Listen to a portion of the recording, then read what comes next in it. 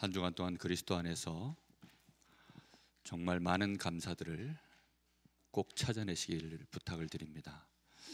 감사를 많이 찾아내십시오. 숨겨있는 감사들, 하나님이 우리에게 감사할 수 있도록 엄청나게 많은 그리스도 안에 있는 지혜와 지식의 보화로 우리에게 감사를 다 숨겨 놓으셨습니다. 감사를 찾고자 하는데 그리스도 안에 있는 지혜와 지식의 보화들이 찾아지게 될 줄로 믿습니다. 특히 문제 속에서, 갈등 속에서, 또 어려움과 위기 속에서 감사를 찾는데 하나님은 그 안에 그리스도로 말미암는 하나님의 능력, 하나님의 지혜, 우리에게 충만해지는 역사로 응답하실 줄로 믿습니다. 오늘 지난주에 이어서 지금 이방인에 대한 얘기로 계속 연장되어져 나오고 있는 본문입니다.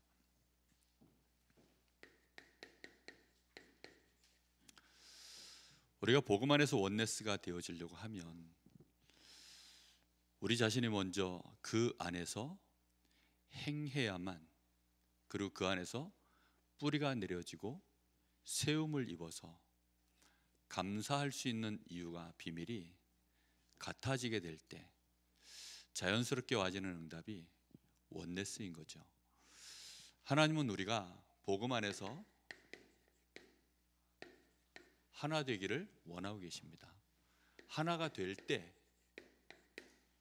이 복음 안에서 하나가 될 때, 성경에는 늘, 또 교회사에도 그렇고 항상 하나님의 중요한 일들이 그 안에서 진행이 되어졌습니다.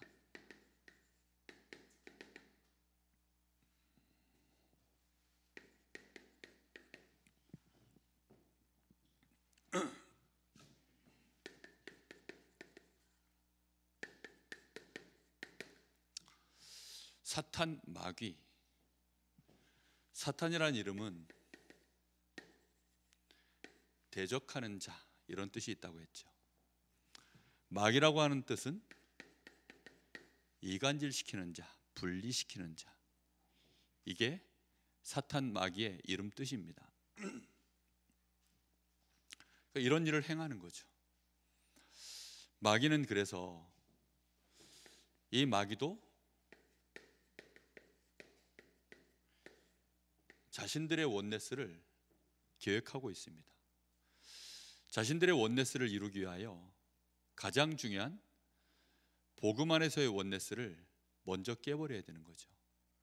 그래서 마귀는 하나님을 대적하게 만들고 결국은 하나님과 우리를 분리시키는 일들을 먼저 항상 진행해 나갑니다. 그래서 우리가 복음 안에서, 그 안에서 하나님 앞에 감사할 수 있는 사람이 못 되면 어느 날 문제가 터지는 거죠.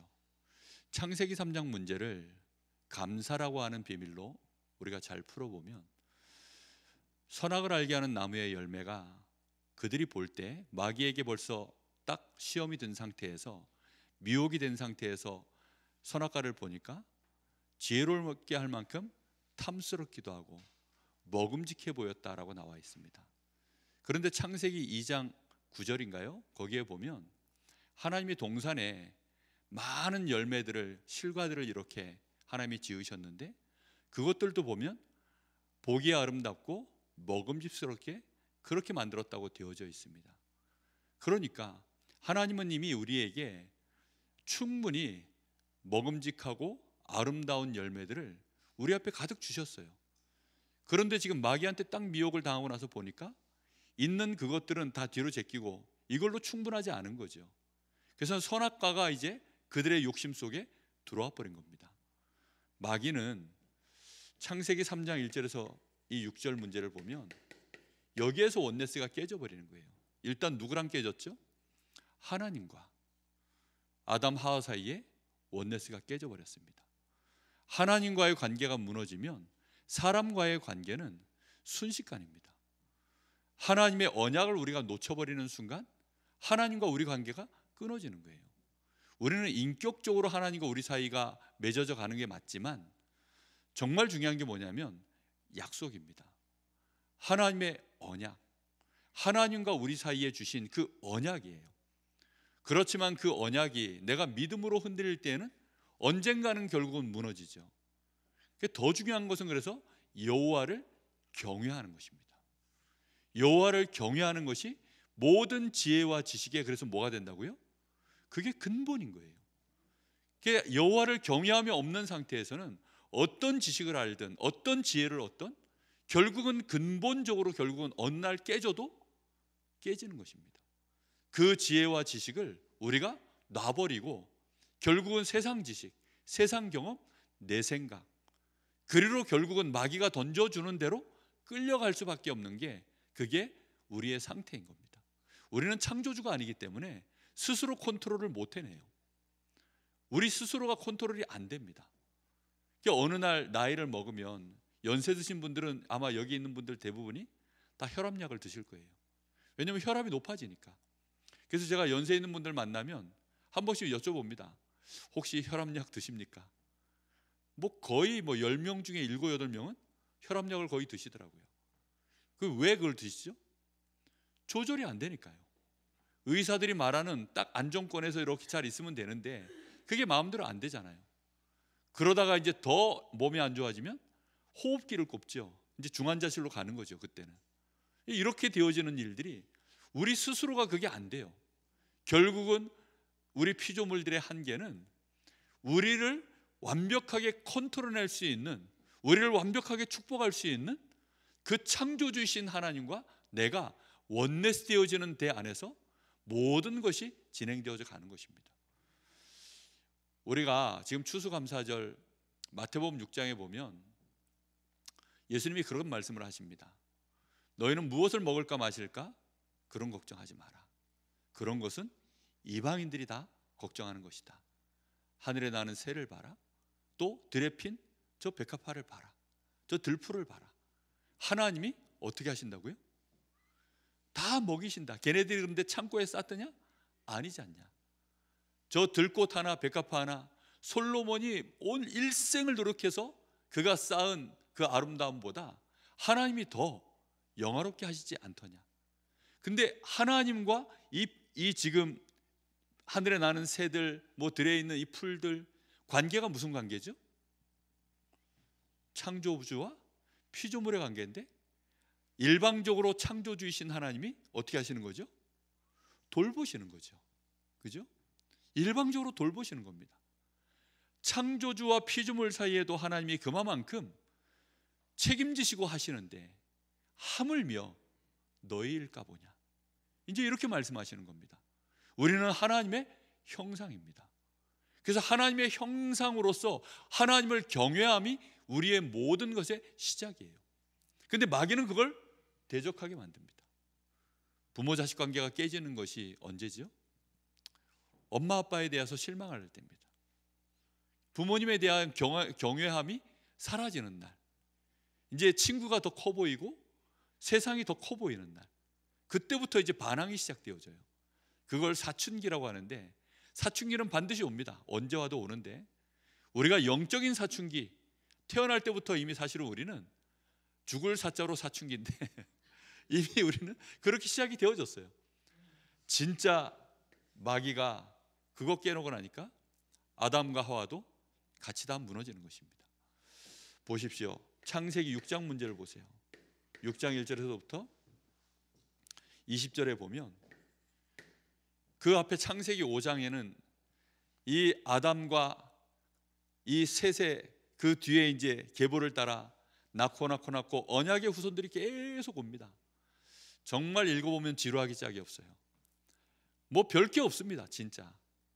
근데 인생이 지루하기 짝이 없는 인생을 누리는 것이 얼마나 큰 행복인지를 사람들은 잘 모릅니다. 그래도 인생이 좀 스펙터클하게 환난과 위기를 막 끊임없이 만났다가 자빠졌다가 겨우 또 일어났다가 그래야 드라마이기도 하고 영화이기도 한데 진짜 재미없이 가다가 갑자기 창세기 6장에서 이제 급물살을 타죠. 하나님의 아들들이 도무지 언약의 흐름 안에서 사는 게 재미가 없어가지고 드디어 이제 세상 구경하러 가는 겁니다. 이 야곱의 딸이 그 누굽니까? 디나가 세상 구경하겠다고 한번 나갔다가 문제 난 것처럼 이제 이 하나님의 아들들이 눈을 저 언약 밖의 백성들에게 돌리기 시작한 거예요. 그러니까 못 보던 거잖아요. 근데 그들의 눈에도 그게 어떻게 보이죠? 참 희한하게 이 하나님의 아들들이 사람의 딸들의 뭘 봤다고요? 아름다움을 보고. 참 희한하죠. 그걸 보고 쫓아나가는 겁니다. 선악을 알게 하는 나무의 실과도 비슷한 느낌을 받아서 그렇게 나갔거든요. 그게 더 좋아 보이고 대단해 보이고 경이로워 보이는 것입니다. 그렇게 되어져서 결국은 거기에서 이제 완전히 하나님의 백성들이 네피림에 잡히고 죄악이 땅에 가득하고 생각 자체, 계획 자체가 항상 악한 상태가 돼버리고, 그러다 보니까 결국은 그 시대가 멸망당하는 일이 또 벌어집니다. 마귀는 이걸 깨는 일을 가장 집중적으로 하는 존재입니다. 뿐만 아니라 창세기 11장 1절에서 8절에 보면 여기에도 비슷한 얘기가 또 나오죠. 바벨탑 사건이죠. 이들이 지금 원네스가 되어졌어요. 원네스가 되어졌는데 어떤 원네스입니까? 하늘의 꼭대기까지 탑을 쌓자는 겁니다. 하나님을 향하여 도전해서 우리의 이름을 내보자는 것입니다. 그렇게 되어질 때 전 세계에 언어가 흩어지는 재앙이 온 겁니다. 왜 우리가 영어를 못하는 것이, 그리고 영어를 잘하면 왜 실력이 됩니까? 오늘 오후에 이제 예배 마치고 나면 인도 사람 만나러 갑니다. 인도 사람. 지난주 오후 예배를 마치고 집 앞에 놀이터에 이렇게 이제 산책 삼아 나갔는데 그 인도 그 아줌마와 그러니까 엄마와 딸내미 5살짜리 아이가 그네를 타고 있는 거예요. 우리 집 앞 놀이터에서. 보니까 뭐 여기에 이제 힌두교들 뭐 이렇게 찍는 점 있잖아요. 이거 다 찍어 있고 의상도 인도 옷이더라고요. 애도 보니까 인도 뭐 그런 완전히 인도 아이. 아, 이거 한국 사람하고 결혼한 인도 사람이 아니다라는 느낌이 팍 들었어요. 남편 어디냐 하니까 남편은 바로 저기 있대요. 35살이고 40살이라는데. 그래서 이제 그 양반들 이제 오늘 예배 마치고 나면 가서 이제 오늘 또 뭐 만나기로 그렇게 했어요. 근데 진짜 뭐가 안 되냐? 잉글리시가 안 돼가지고 그분들은 인도 잘하고 우리는 한국말 잘하고, 근데 그분은 또 영어를 좀 하더라고요. 영어를 잘해요. 근데 문제는 저는 입시용 영어라, 이게 입시용으로 내가 하면 좀 어떻게 해보겠는데 이게 대화용으로 복음용으로 하려고 그러니까 도무지 안 돼가지고 뭐 그래도 뭐 영어를 약간 흉내를 내고 있는 서정원을 불러서 약간 소통을 했습니다. 오늘 오후 예배 마치고 나면 이제 가서 또 만나기로 했어요. 우리 한나 집사가 나이가 비슷하고 에덴이도 5살, 요아이도 5살. 그래서 공통 분모가 있어서 그래서 이제 오늘 만나기로 했는데 거기 통역의 서정원입니다. 근데 보니까 한 주간 엄청 고민 많이 하고 시달렸을 겁니다. 왜냐하면 그거 뭐 능통하게 해야 되는데 나름대로 공부도 하고 뭐 하는데 힘들죠. 예. 그냥 생활 영어랑 또 이 전문 용어는 다른 거니까 전혀 다르죠. 그래서 아마 시달렸을 텐데 그 일이 어디서 시작됐냐? 여기요. 그 일이 여기서 시작된 겁니다. 사실은 우리가 마귀는요 어떻게 하든지 원네스 안 되게 하려고. 그래서 언어를 꺾어버리고 결국은 그 언어와 함께 뭐가 바뀌죠? 문화가 달라집니다. 문화가 달라지면 같은 언어를 써도 뉘앙스가 다르고 배경이 다르고 가치가 달라져요. 그러니까 이제 문화가 완전, 요즘 MZ세대들 정말 대화하기 어렵습니다. 왜냐? 같은 언어를 쓰는데도 문화가 달라서 가치관이 달라요. 마귀는 끊임없이 이거를 정말 원네스를 깨는 것입니다. 부모 자식 간에도 그게 안 되고 쌍둥이 간에도 세대 차이가 있대요. 아니 어떻게 쌍둥이에게도 세대 차이가 있을까요? 진짜 세대 때려야 됩니다. 이런 일들이 진짜 계속해서 마귀는 원네스를 깨는 이 일들을 지금도 합니다. 만약에 그래서 우리가 복음 안에서 원네스가 된다, 원네스가 되어질 때 하나님은 그걸 바탕에서 하나님의 큰 언약들을 성취해 나가시는 겁니다. 하나님의 이 언약이, 다시 말하면 창세기 3장 15절 아담과 하와가 이 언약 붙잡고 다시 시작할 때 하나님의 역사는 이제 진행해 나가는 것입니다. 이 언약을 붙잡고 하나님이 누굴 시작하게 했습니까? 아브라함이요. 아브라함과 다윗의 자손 예수 그리스도의 세계라. 그 언약의 바톤을요 하나님이 이어가시는 일에 이 아브라함 가문만이라도 한두 사람이 이거 붙잡고 원네스 되어지면 진행해 나가신 겁니다. 근데 이게 원네스 되어지려고 하니까 원네스 타이밍이 있어요. 아브라함이 처음 하나님을 만나자마자 그가 75세 때 만약에 아들을 주셨다면 아마 이삭과 아브라함 사이에는 원네스가 없었을 겁니다. 아마 어느 날 이삭이 아버지가 하나님이 너를 저 번제로 드리란다는데 내가 왜요? 이제 이렇게 나오면 완전히 곤란해지는 거 아닙니까? 근데 하나님은요 이삭을 태어나게 하실 때부터 아예 절대 불가능한 시간표 속에서 이삭을 태어나게 만들었죠. 그러니까 이삭 존재 자체가 벌써 기적이고 증거이고 능력입니다. 어머니 아버지 나이 100세, 어머니 나이 벌써 90세가 넘어가가지고 도무지 이제 남자로서 여자로서의 그냥 폐경기가 이미 다 왔어요.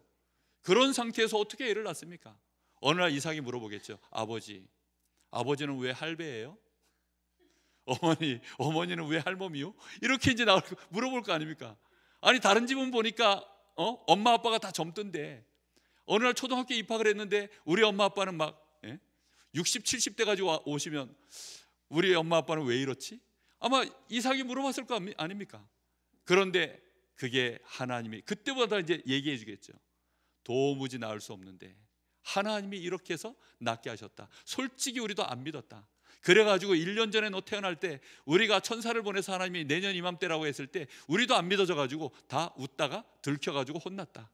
이런 얘기들 했겠죠. 그런 얘기들 들을 때 이삭 마음속에 내가 곧 증거구나. 왜요? 아버지 어머니를 보니까 아버지 어머니를 보니까 딱 그 증거예요. 그러니까 그 안에서 원네스. 그러다가 어느 날 또 야곱과 이삭 사이에 그 언약이 어쨌든 또 전달되어지고 하나님은 그 언약으로 또 이어져 가도록 세대 간의 이 복음으로 원네스 되어져 갈 수 있도록 그러다가 12아들 중에 드디어 요셉이 그리고 그 요셉으로 말미암아 유다가 이렇게요 그 언약이요 같이 이제 연결되어져 갈 수 있도록 하나님은 큰 언약을 이루어 가시는 일들을 복음 안에서 원네스가 되어져 갈 때 하나님은 그 역사를 늘 진행해 나가십니다. 그리고 원네스의 시간표에 맞춰서 또 하나님은 역사를 진행해 나가요. 이때 반드시 원네스 되어졌다는 말은 흑암이 꺾였다는 말입니다. 우리가 원네스를 이루면 흑암 권세가 꺾여요. 정말로 복음으로 우리가 선한데 지혜로워졌다. 그게 원네스 할 수 있는 힘입니다. 악한 것에는 아예 완전히 우리가 끊어버렸을 때 그때 사단이 틈탈 여지가 없는 거예요. 그때 흑암 세력이 무너지는 줄 믿습니다. 이때에 진짜 하나님의 나라의 일이 이때 이제 진행되어져 가는 거예요. 뜻이 하늘에서 이룬 것처럼 땅에서도 이루어지이다. 하늘에 계신 우리 아버지요, 이름이 거룩히 여김을 받으시오며 나라가 임하옵시며 뜻이 하늘에서 이룬 것 같이 땅에서도 이루어지는 그 역사, 그 이미 하늘에서 하나님이 성취하시기로 약속된 그 역사가 우리를 통하여 이 땅에 거룩한 백성들을 통하여 이루어지는 것입니다. 이 큰 언약은 이제 하나님이 시대를 살리는 기적으로 바꿔버리십니다. 복음 안에서 하나가 되어질 때 이때 하나님은 시대를 살리는 응답으로 기적을 이루십니다. 우리가 늘 듣죠. 출애굽의 역사가 언제 일어납니까? 복음으로 하나 될 때요. 다른 거 말고요. 정말 우리가 으쌰으쌰 할 때가 얼마나 많습니까? 일할 때도 합을 맞춰가지고 으쌰으쌰 하고 우리가 뭔가를 목적을 하나 두고 으쌰으쌰 하면 그 일을 이루겠죠. 그러나 하나님의 응답은 없습니다. 노예라고 하는 운명에서는 못 빠져나옵니다. 저 거대한 나라 애굽은 무너지지 않습니다. 흑암의 권세, 흑암의 나라는 무너지지 않습니다. 정말 하나님이 모세를 통하여 주신 이 언약, 좌우임방에 어린 양을 잡아서 좌우임방의 문설주에 어린 양의 피를 발라라. 그 피를 전 백성들이 다 발랐을 때 그때 출애굽의 역사가 일어난 것입니다. 출바벨론의 역사. 모든 사람이 다 잡지 못했어요. 그런데 몇 사람이 이 출바벨론의 역사를 이루는 이 언약, 특히 그 복음의 언약의 가장 중요한 비밀 중에 하나인 성전회복, 이 바벨론 역사를 통하여 성전회복하고 성벽을 회복하는 그 언약을 붙잡고 나아간 자를 통하여 하나님은 출바벨론의 역사를 진행해 나가신 것입니다. 출로마의 역사, 로마가 복음화되어지는 그 응답이 로마서 16장에 나와 있는 인물들, 고린도전서 16장에 나와 있는 그런 인물들, 그러니까 그런 인물들의 원네스 속에서 진행되어진 일들입니다. 우리가 정말 이 축복을 누려야 됩니다. 저는 그 이승만 대통령, 그 이호 목사라고 계셔요. 그 이호 목사님이라고 계신 그분이 참 언변이 좋고 정말 말을 참 재미나게 하시는 분입니다. 한 번은 제가 이승만 목사님에 대하여 우리나라 이제 그 건국 기도회, 뭐 구국 기도회 이런 게 있어가지고 그분이 특강 강사로 한번 서신 적이 있어요. 제가 그분 영상을 이렇게 이제 유튜브로 어떻게 하다 보니까 이제 제가 알게 돼가지고 듣게 되었는데, 이승만 대통령, 건국 대통령 이승만 대통령 해서 이제 쭉 얘기를 하는 겁니다. 아니 근데 구국 기도회에서 이승만 대통령을 얘기하니까 아니 이분이 왜 이때 왜 이승만이라는 이름이 나오지? 제가 궁금해가지고, 제가 보통 알고 있었던 이미지는 그냥 뭐 보통 우리가 알고 있는 그런 뭐 별거 아닌 진짜 나라를 좀 어렵게 만든 그런 대통령 이미지로 알고 있잖아요. 근데 알고 봤더니 이분이 이 한국 교회사에 절대 없어서는 안 되는 그런 인물로 하나님이 준비하셨더라고요. 그 이씨 아닙니까? 그러니까 이씨 조선에 좀 힘없는 그 이씨 그 세력 다툼에서 밀려나가지고 저 이 뭐라 그럽니까? 한데 있는 그런 이제 양반이었어요. 근데 이분이 천재랍니다. 굉장한 천재를. 그래서 뭐 5살 땐가 6살 땐가 벌써 우리가 흔히 말하는 천자문을 다 떼고 사서삼경을 마스터하고 이제 이런 분이라는 거예요. 그러다가 이분이 어느 날 영어를 배워야 되겠다 해가지고 친구 따라서 그 이제 뭐 그 선교사들이 운영하는 학당에 갔는데 6개월 만에 영어를 마스터했답니다. 그래서 통역이 다 가능할 만큼. 진짜 그 정도면 천재죠. 근데 이분이 어느 날 이제 그 개혁파, 그러니까 지금 신문물을 받아들이지 않으면 조선은 희망 없다. 뭐 이제 그거에 같이 막 이제 뭐 그래서 고종황제 물러가라 뭐 이런 거 했겠죠. 반역죄로 잡혀가지고 한성 감옥에 이제 들어갔는데, 이분은 진짜 예수 믿을 마음이 없는 분이에요. 그건 서양 귀신이고, 그 다음에 성경도 서양 뭐 이론이고, 우리는 사서삼경, 노노, 뭐 공자, 맹자, 뭐 이런 거지. 그게 우선이라고, 성리학의 나라, 뭐 이렇게 해가지고 그러던 사상이 가득 들어 있었던 사람이라 절대 예수 믿을 생각이 없었어요. 근데 이제 그 어학당 가가지고 한 6개월 거기서 영어 배우는 사이에 그들 문화가 잠깐 들어오면서 성경을 접한 거예요. 근데 이미 사서삼경 이런 것들은 다 띄었고, 그 감옥 안에서 요러고 쪼그리고 앉아서 칼 차고 요러고 쪼그리고 앉아서 눕지도 못하고, 그리고 이제 계속 고문을 당하고, 낮이면 막 물어뜯기고 뭐 온갖 벌레들이 있을 거 아닙니까? 물어뜯기고, 밤이면 또 고문 당하러 가가지고 계속 밤새도록 고문 당하고. 그러니까 삶이 너무 심신이 지치고 힘드니까 하나님이 그 마음에 은혜를 주신 거예요. 갑자기 성경이 보고 싶은 생각이 들더래요. 그런데 이 사람이 이제 그래도 그 왕족이니까 그 간수한테 얘기를 하니까 성경을 구해다 주더랍니다. 그 성경을 구해다 주니까 요래 가지고 칼 차고 있으니까 넘기지 못하고, 간수가 한번 올 때마다 이제 이걸 넘겨달라고 하니까 창세기부터 이제 넘긴 거죠. 올 때까지 계속 그것만 들여다보고 있으니 이 천재가 다 외워버린 거예요. 그래가지고 구약을 그냥 거의 통째로 외워버렸답니다. 그러다가 요한복음쯤인가 읽는데 예수가 자기한테 걸어 들어오는 환상을 봤대요. 그때 이후로 이분이 완전히 이제는 하나님의 그 은혜를 체험하고, 그때부터 이제 옆에 있는 칼 차고 들어와 있는 이 사람들은 다 잡범들이 아니라 정치범들이거든요. 그때 당시에 나름대로 깨어있는 정말 젊은 지도자들이거든요. 이들한테 전부 복음을 전한 거예요.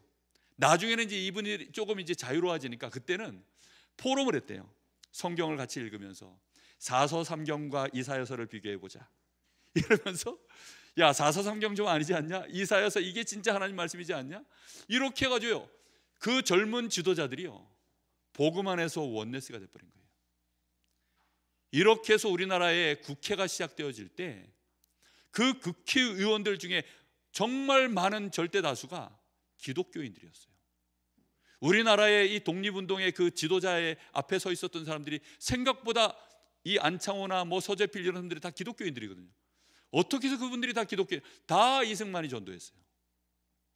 제가 그걸 듣고요, 우리나라 국회의사당, 예전에 우리 교회에서 한번 서울 그 비전 트립 한번 갔죠. 의사당 그 지하에 가봤더니 그때 거기에 국회의사당 지하에 교회가 있어요. 거기에서 우리 1회 대한민국 제1회 국회가 시작되어질 때 예배하고 시작한 겁니다. 국회의원 중에 목사님들 다수. 그래서 어느 목사, 국회의원님 사회 보시고 대표기도 하시고 말씀 전하시고 국회의원들 안에서 전부 그걸 다 해가지고 1회 국회를 보냈어요. 대한민국이 그렇게 해서 한강의 기적을 이룬 나라입니다. 정말 여러분, 복음 안에서 원네스가 된다? 그거는요, 몇 사람이지만 엄청난 기적의 역사들을 이루는 것입니다. 대한민국의 한 시대를 살리는 역사, 거기서 나온 거예요. 그거 들은 지 하도 오래서 제가 정확하게 말했는지 잘 모르겠는데, 궁금하신 분들은 말씀하시죠. 제가 띄워드리겠습니다. 그거 한번 들으시면 시간 가는 줄 몰라요, 진짜. 복음 안에서 정말로 하나가 되어지는, 그래서 몇 사람이 중요합니다. 이 몇 명만이라도 이게 원네스가 되어지면 하나님의 역사는, 진짜 하나님의 이 전도와 이 선교의 역사는 제대로 시작이 되어집니다. 오늘 15장 7절에서 11절, 지금 이방인들에게 할례를 행해야 된다, 모세의 율법을 실천시켜야 된다, 이제 이런 얘기들이 오갈 때 베드로가요, 사도행전 11장에 그때만 해도 변명하기 바빴던 이 베드로가 오늘은 웬일로 굉장히 담대하게 얘기합니다. 그러면서 이방인들 앞에 내가 이 복음 전하라고 하나님이 나를 미리 준비시킨 거 아니냐. 몇 절에 그 말씀이 나옵니까?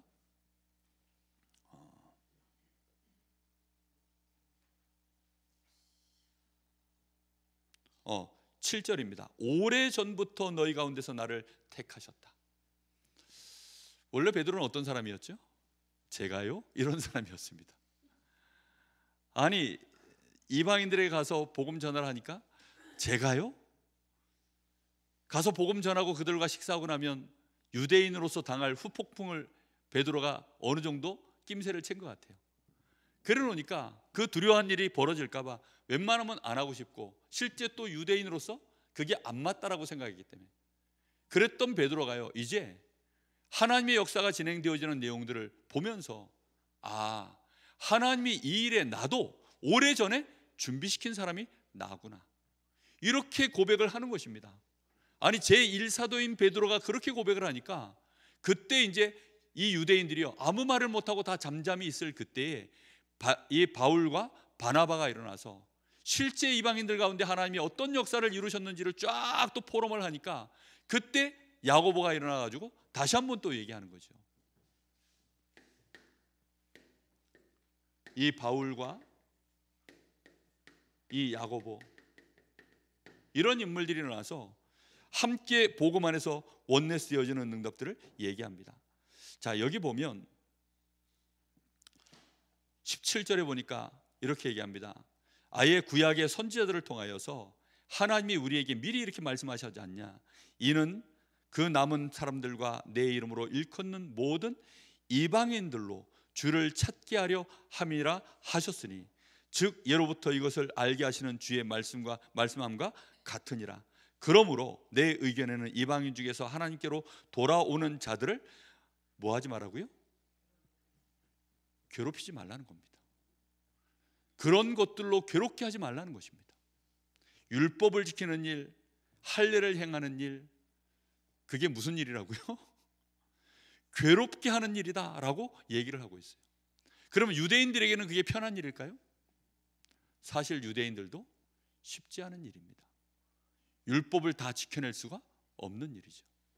그래서 바울 사도가 베드로에게 막 뭐라고 할 때에는 너도 지키지 못하는 그 복음을, 아니 율법을 네가 유대인으로서 너도 유대인답게 못 살면서 왜 이방인들에게 그걸 또 시키도록 만드느냐, 그렇게 비난을 받았던 인물이 그게 베드로입니다.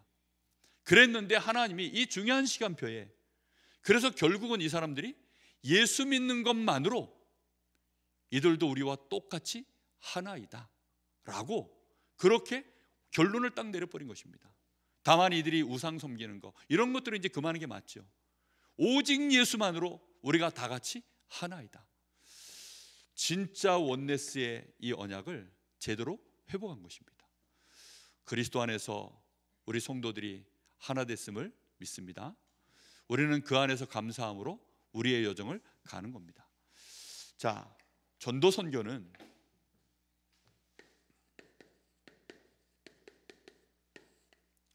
다른 건 몰라도요, 정말 전도 선교는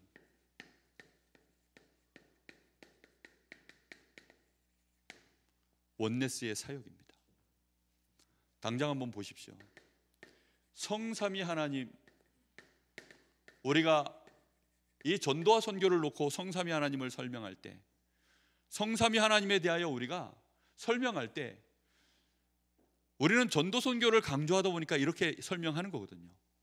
근데 마치 우리가 삼위일체를 이렇게만 설명하는 걸로 또 뭐 오해들을 하는데 그 말이 아닙니다.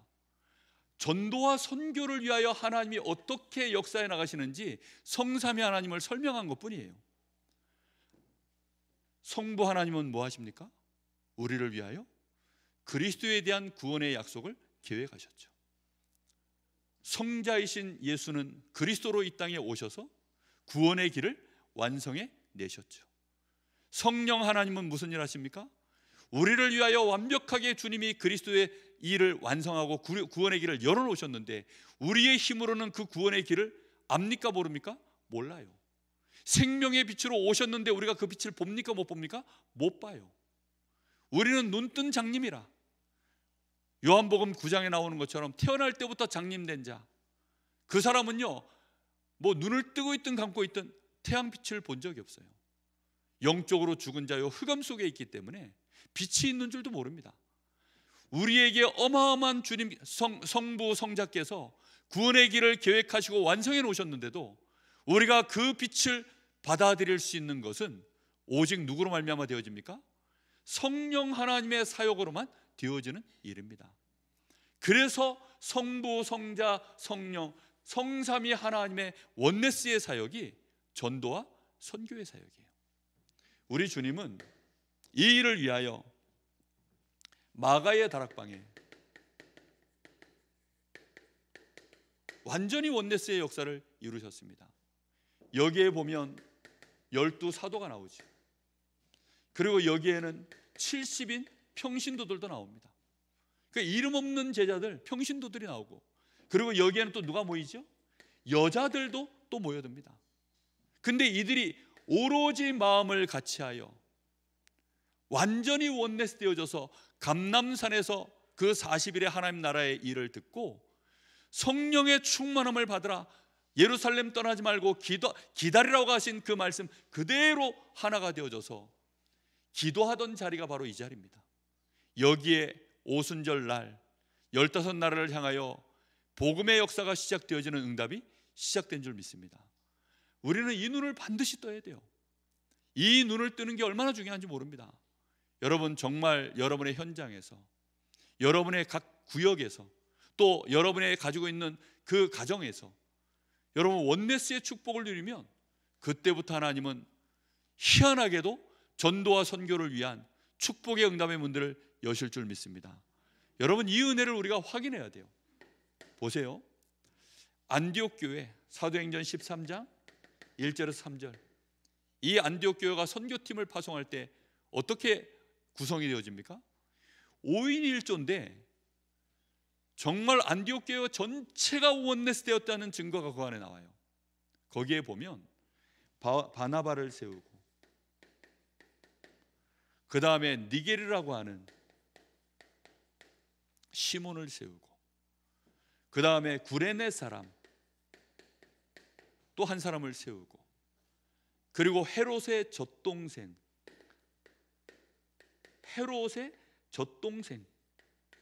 마나엔을 세우고, 그리고 또 한 명이 누구죠? 사울을 세웁니다. 자, 니게르는 아예 흑인이고요. 구레네는 어딘지 아십니까?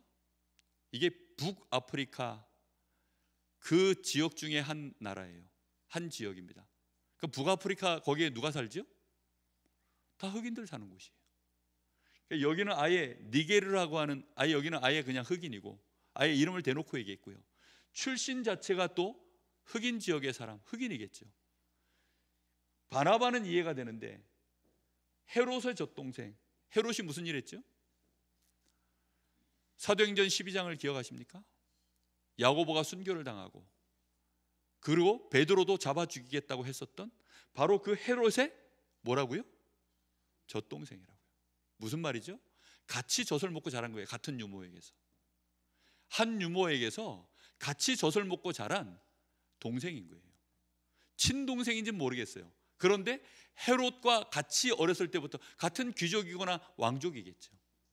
그랬던 사람이 돌아왔는데 이 사람도 선교팀의 일원이 되어졌어요. 사울은 뭐 말할 필요도 없죠. 그러니 안디옥 교회가 얼마나 복음 안에서 전도와 선교하는 일에는 이유 없이, 지위 상관없이, 출신 상관없이, 배경 상관없이 선교팀으로 따로 성령의 인도를 받아 세웠다는 사실. 여기서부터 시작해서 마게도냐 로마까지 237 나라와 5천 종족을 향한 하나님의 역사가 일어난 줄로 믿습니다. 우리가 복음 안에서 하나 된다는 것, 이거는 굉장히 큰 사건입니다. 우리가 무엇으로 하나가 되어야 됩니까? 우리는 다 다르잖아요. 나이도 다르고, 지역도 다르고, 가치관도 다르고, 우리는 가지고 있는 성장 배경도 다르고, 모든 게 다릅니다.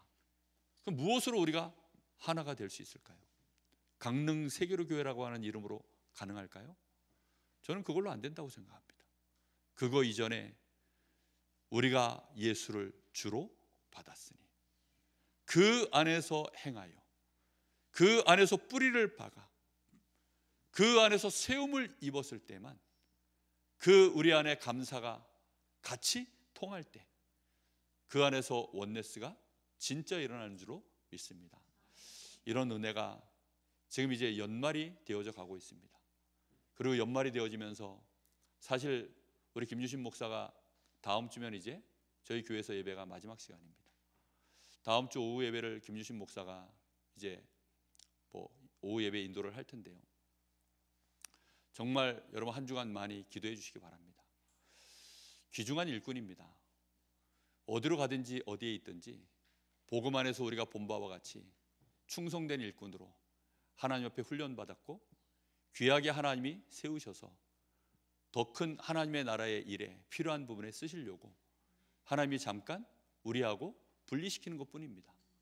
우리가 육신은 몸은 분리되어 있지만 우리가 복음 안에서 원네스 되어진 것은 깨질 수 없는 사실입니다. 그러하기 때문에 우리가 기도해 주셔야 됩니다. 하나님께서 정말 우리 교회 출신 목회자들 우리가 귀하게 여겨서, 우리 동교전사도 그렇고 박지호 선교사도 그렇고, 우리가 다른 목사님들은 잘 몰라도 우리가 늘 보았던, 우리가 늘 함께했던, 우리가 확인한 바가 된 이런 귀한 주의 종들을 우리가 마음에 담아서 복음 안에서 이유 있는 원네스를 해나가는 것도 중요한 교회의 원네스의 축복인 줄 믿습니다. 정말 우리 교회가 복음 때문에, 전도 때문에 하나가 될 수 있는 그런 은혜가 있는 교회가 꼭 되기를 하나님은 준비하셨고 그렇게 축복하실 줄 믿습니다. 같이 기도하겠습니다. 잠시 우리 합심에 기도할 때,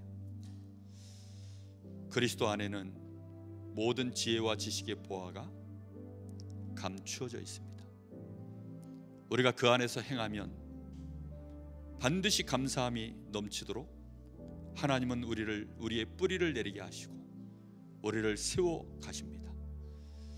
하나님의 뜻 자체가, 계획이 항상 기뻐하고 쉬지 않고 기도하며 범사에 감사할 수 있는 사람들로 세우는 것이 하나님의 뜻입니다. 그 안에서 하나님 저희들이 어려워도 힘들어도 이해가 안 돼도 원네스 할 수 있도록 저희들에게 힘을 주시옵소서. 하나님의 나라의 일을 감당하는 교회 될 수 있도록 역사하여 주옵소서. 우리 잠시 마음 모아 기도합니다. 살아계신 하나님 감사를 드립니다. 하나님께서 우리에게 주시는 그리스도 안에 있는 이 놀라운 은혜가 우리에게 날마다 이제는 뿌리가 내려지고 우리가 그 안에서 행함으로 인하여 세움을 받아 우리의 주시는 말씀의 교훈이 우리의 믿음을 굳게 세우며 우리가 그 안에서 감사함이 넘쳐는 그런 은혜의 사람들로 설 수 있도록 하나님께 최고의 찬송으로 감사를 드리게 하여 주옵시고 우리 모든 성도들이 감사함이 넘쳐나서 그리스도로 말미암아 원네스 되어지는 은혜 속에 설 수 있도록 주님이 역사하여 주시기를 간절히 원합니다. 마귀는 어찌하든지 이 원네스를 깨려고 복음을 놓치게 만들고 하나님을 경외치 못하도록 만들며 하나님을 향하여 불경건하며 우리의 불의를 의로 착각하게 만들어 지금도 마귀는 우리를 공격하는 가운데 있사오니 하나님 저희들이 거기에 흔들리지 않게 하여 주옵시고 미혹당하지 않게 하여 주옵시고 정말로 그리스도로 말미암아 원네스 되어질 수 있도록 주님이 축복하여 주시길 간절히 원합니다. 하나님 정말 우리 한 사람 한 사람이 다 그리스도 안에서 한 지체요 이제 지역을 복음하는 일에 하나님이 우리를 하나 되게 하여 주셨사오니 주여 믿음의 형제들을 우리가 사랑하며 아끼며 이해하며 섬기며 함께 되어져서 지역을 복음하는 일에 우리의 발걸음을 맞춰 나갈 수 있도록 주님이 역사하여 주시길 간절히 원합니다. 하나님이 전도운동이 이 강릉 지역에 주님 재림 오시는 그날까지 계속 되어져 갈 수 있도록 역사하여 주시옵소서. 특별히 김주신 목사에게 성령의 충만함을 부어주시고 하나님께서 오력을 더하시며 가고자 하는 그 발걸음 속에 하나님이 예비하신 모든 축복들의 문들을 열어주시며 우리 교회 귀중한 성도들이 마음을 담아 기도하게 하여 주옵시고 우리 교회가 어떤 모양으로든지 배경이 되어줄 수 있을 만큼 복음을 귀하게 알고 복음 때문에 준비된 종을 귀하게 세우며 파송할 수 있는 은혜 가운데 있을 수 있도록 하나님이 축복하여 주시기를 원합니다. 주여 성령으로 역사하여 주시옵소서. 우리 주 예수 그리스도로 기도하옵나이다.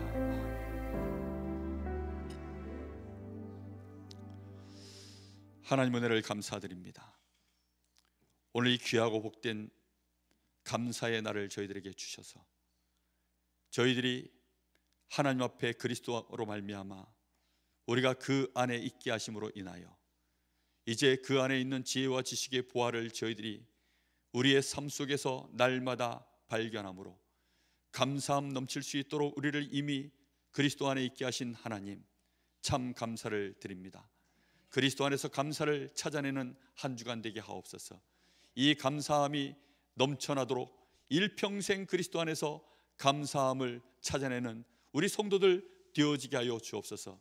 그 감사의 자리에 우리 믿음의 형제들이 함께 서 있는 것을 보고 복음으로 말미암아 원네스 되어지는 은혜 속에 서게 하여 주시옵소서. 힘들고 문제와 갈등과 위기 속에서도 함께 감사하는 원네스로 하나님이여 정말로 우리 교회가 그 힘을 가지고 지역을 복음화해 나갈 수 있도록 주님이 역사하여 주시기를 간절히 원합니다. 하나님께는 최고의 영광이요 땅에서는 모든 사람들에게 기뻐하심을 입은 사람들 중에 하나님의 평강이 이 그리스도로 말미암아 임하는 일에 저희들이 쓰임받는 교회가 되어지게 하여 주옵시고 원네스 되어져 이 축복을 누리게 하여 주시옵소서. 우리 주 예수 그리스도 이름으로 기도하옵나이다. 아멘.